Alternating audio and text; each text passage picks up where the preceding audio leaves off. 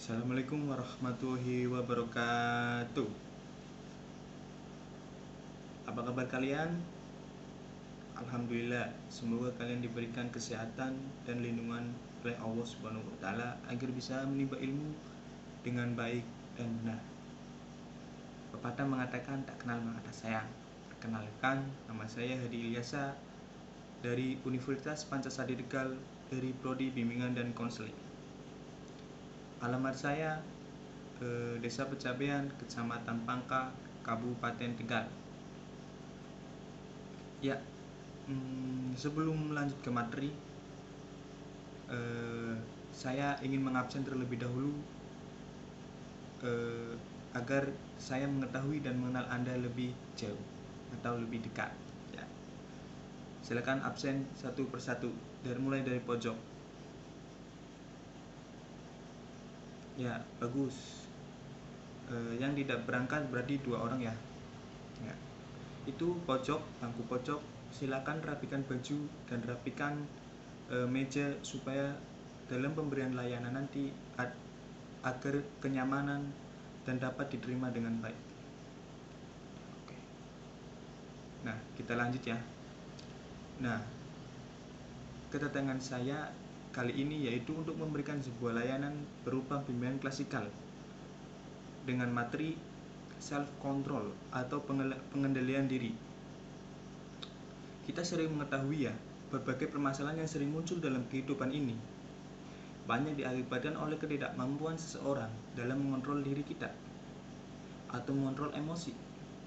Seperti contohnya pada remaja saat ini, saat SMK maupun SMA, tawuran antar pelajar, mengambil hak milik orang lain seperti mencuri, merampok, korupsi, dan lain-lain. Nah, penyalahgunaan obat-obatan terlarang dan pergaulan bebas pun termasuk dari bagian kurangnya self control pada diri remaja saat ini. Maka dari itu, saya memilih materi ini karena menurut saya tepat pada era remaja saat ini yang kebanyakan mereka tidak mengetahui apa yaitu tentang self control atau mengontrol diri mereka dengan baik. Lanjut ya. Mengenai perkembangan self control, pada dasarnya sejalan dengan bertambahnya usia. Semakin dewasa, semakin anak itu bisa mengontrol diri mereka dengan baik. Akan tetapi, banyak juga kebalikannya. Semakin dewasa, malah semakin menjadi kanak-kanak. Ada juga yang begitu. Menurut kamus psikologi, definisi kontrol diri atau self control adalah kemampuan individu untuk mengarahkan tingkah lakunya, menyusun, membimbing, mengatur, dan mengarahkan bentuk perilaku yang dapat membawa individu ke arah konsekuensi yang positif, yang artinya mereka dapat mengontrol diri mereka dengan baik, mengatur diri, menahan emosi, menahan nafsu, dan segala lainnya. Nah, dengan itu apa yang kita impikan ketika kita bisa mengontrol diri dengan baik, maka masa remaja kita akan berjalan dengan baik, dengan mulus, tidak ada halangan. Dengan mengembangkan kemampuan mengendalikan diri sebaik-baiknya, maka kita akan menjadi pribadi yang efektif, hidup lebih konstruktif, lebih tersusun, dapat menyusun tindakan yang berdimensi baik untuk jangka panjang. Nah, selain itu, kita juga mampu menerima diri sendiri, kekurangan yang ada di dalam kita. Itu mungkin yang paling berat, yang mungkin remaja saat ini tuh sulit untuk menerima kekurangannya pada diri. Mereka hanya mau menerima kelebihannya, bersenang-senang tanpa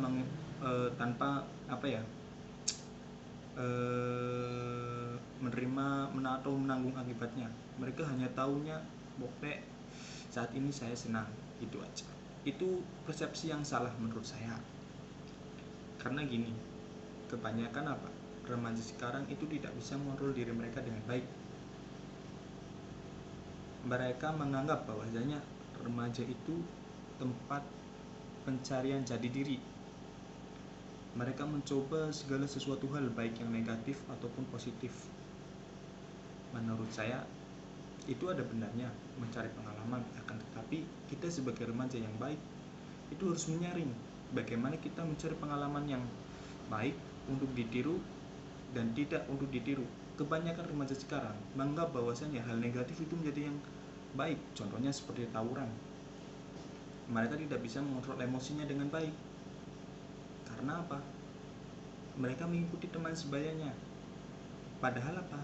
Diri mereka itu menolak bahwasanya mereka tahu bahwasanya tawuran itu tidak baik. Akan tetapi apa? Karena pengaruh teman sebaya dan pengontrolan emosi yang tidak stabil, mereka mengikuti teman sebaya dan dianggap bahwasanya itu adalah ajang pencarian pengalaman. Itu yang menurut saya itu salah persepsi pada anak remaja sekarang. Nah, dengan mengembangkan kemampuan mengendalikan diri sebaik-baiknya, maka kita akan dapat menjadi pribadi yang lebih efektif. Tadi, hidup lebih efektif dan lebih konstruktif. Nah, lebih konstruktif ini hidup itu kita lebih tersusun dari bangun tidur sampai tidur lagi. Kita lebih mengarah ke kegiatan yang positif. Gitu sih menurut saya. Kemampuan mengendalikan diri menjadi sangat berarti untuk masyarakat luas. Nah, kemampuan mengendalikan diri menjadi sangat berarti untuk perilaku buruk yang selama ini banyak kita jumpai. Dengan kita bisa mengontrol emosi pada diri kita, tentunya kita akan berdampak positif juga pada diri kita. Kita juga akan mendapatkan pemikiran yang jernih, tidak mudah marah, bisa mengontrol emosi, dan sebaliknya. Ada beberapa jenis tentang pengendalian diri. Nah, yang pertama yaitu kontrol diri yang digunakan seseorang dalam menghadapi situasi tertentu. Meliputi 1. Ini jenis-jenis kontrol diri ya, yang ada tolong simak itu di PowerPoint slide, dibaca. Nah, yang pertama yaitu tentang behavior control, yaitu tentang apa? Kemampuan untuk mempengaruhi atau memodifikasi keadaan yang tidak menyenangkan. Adapun cara yang sering digunakan antara lain dengan mencegah atau menjauhi situasi tersebut, memilah-milah waktu yang tepat untuk memberikan reaksi atau membatasi antara interaksi munculnya situasi tersebut, yaitu kita tahu kita membatasi bila mana menurut kita itu tidak penting atau hal negatif, kita batasi saja, gitu aja. Yang kedua yaitu tentang cognitive control, kemampuan individu dalam mengolah informasi yang tidak diinginkan dengan cara menginterpretasi, menilai, dan menggabungkan suatu kejadian dalam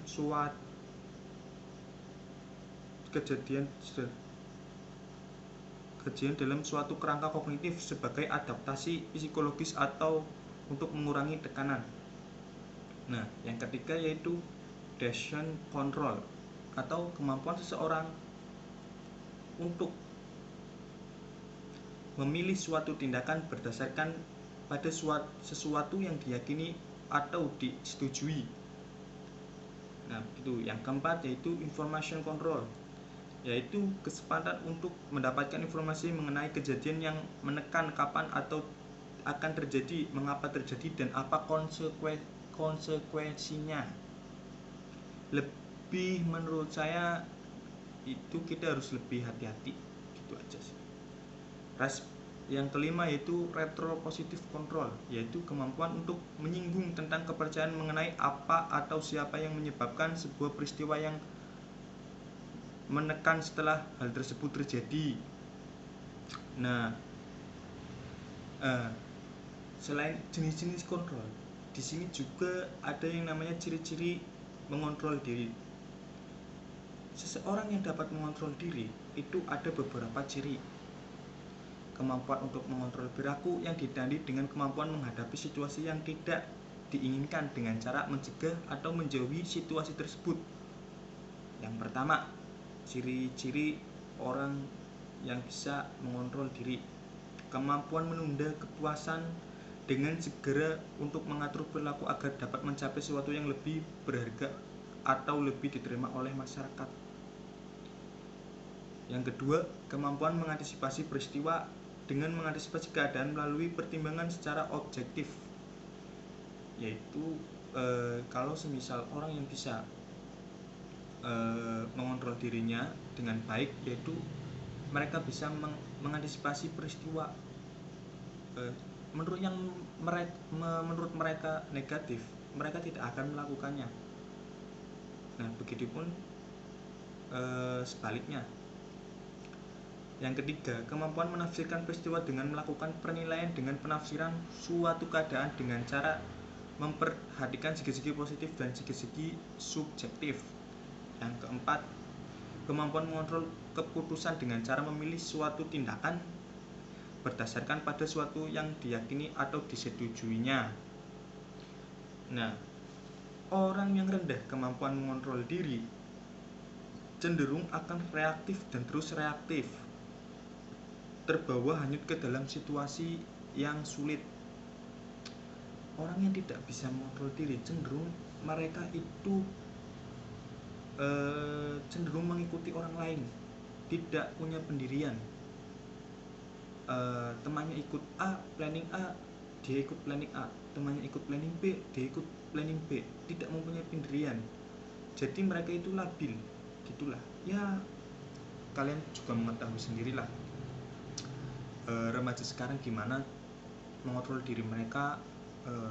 Ya, yang terjadi di lapangan sendiri, banyak remaja yang sekarang menjadikan tawuran itu menjadikan tren, yang katanya ya,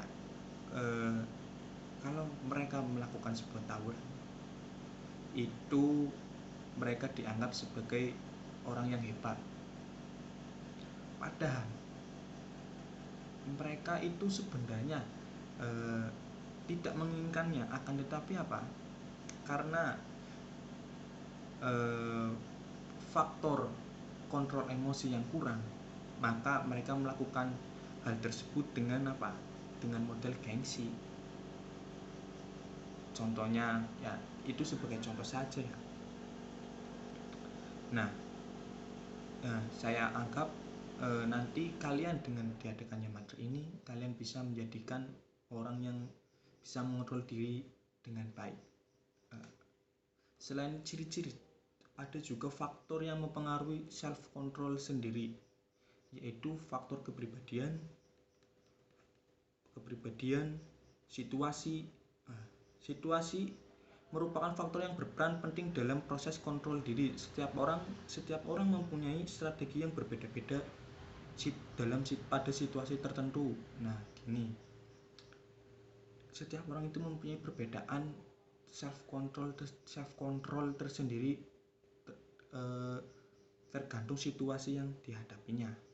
Etnis atau budaya mempengaruhi kontrol diri dalam bentuk keyakinan atau pemikiran, di mana setiap kebudayaan tertentu memiliki keyakinan atau nilai yang mengajarkan nilai-nilai yang akan menjadi salah satu budaya yang berbeda. Nah, gitu. Yang keempat, pengalaman akan membentuk proses pembelajaran pada diri seseorang. Pengalaman yang diperoleh dari proses pembelajaran lingkungan, keluarga juga memegang peran penting dalam kontrol diri seseorang, khususnya pada masa-masa anak-anak. Pada masa selanjutnya, seseorang bereaksi dengan menggunakan pola pikir yang lebih kompleks dan pengalaman terhadap situasi sebelumnya untuk melakukan tindakan, sehingga pengalaman yang positif akan mendorong seseorang untuk bertindak yang sama. Gitu. Yang kelima yaitu usia. Bertambahnya usia, biasanya pengontrolan diri pada remaja atau individu itu akan lebih baik atau lebih bisa mengontrol diri mereka, karena mereka lebih bersifat dewasa, tidak ingin cara ibaratnya itu mereka sudah tahu apa yang mereka lakukan itu harus positif, tidak boleh negatif gitu. Nah, prinsip-prinsip dalam mengendalikan diri, yaitu prinsip kemoralan, prinsip kesadaran. Nah, di sini penting, prinsip ini mengajak, prinsip kesadaran sendiri itu sangat penting dalam mengontrol diri individu. Karena apa? Mengontrol diri itu tidak bisa dilakukan atau disuruh orang lain. Pengontrolan diri yang baik itu oleh individu dengan tingkat kesadaran yang tinggi. Itu yang selanjutnya yaitu prinsip perenungan, prinsip kesabaran, prinsip pengalihan perhatian, dan prinsip pengalihan perhatian. Nah, mungkin itu saja materi yang bisa saya sampaikan, bisa dipahami. Nah, kalau semisal ada pertanyaan ataupun keluh kesah tentang diri kalian, bisa hubungi saya lewat WA atau IG saya yang namanya Hadi Ilyasa. Sekian materi bimbingan klasikal pada hari ini saya akhiri. Wassalamualaikum warahmatullahi wabarakatuh.